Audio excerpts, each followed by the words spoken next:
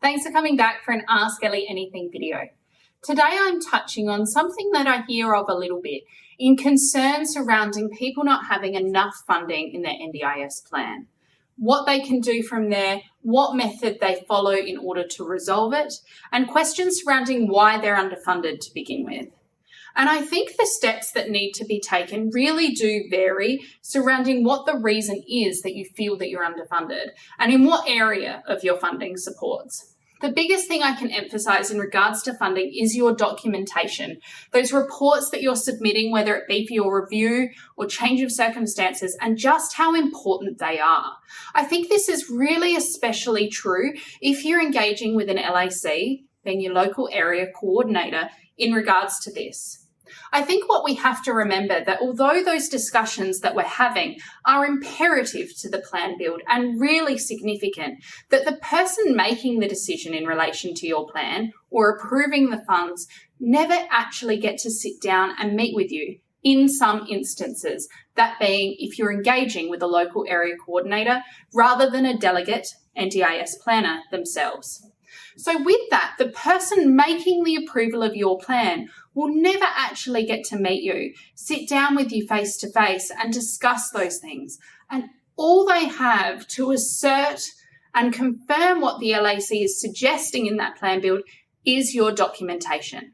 So if your documentation is not touching on all of your comprehensive needs and what you're needing to achieve, it's not discussing how it's as a direct result of your disability that you're needing that.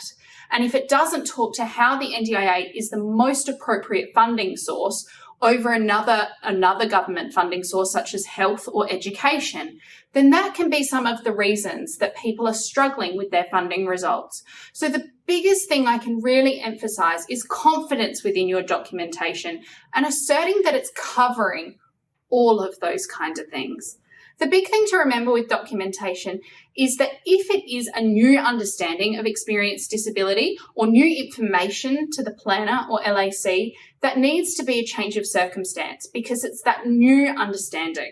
However, if you're going off your same documentation, the steps are, if you still feel underfunded, is a review of that decision. So what do you need to do to lodge that? Let's say that we're comfortable with all of our documentation. We're finding that it asserts all of those things and we just disagree with the NDIA's decision surrounding your funding. What you need to do is lodge that you intend to review that decision within 90 days.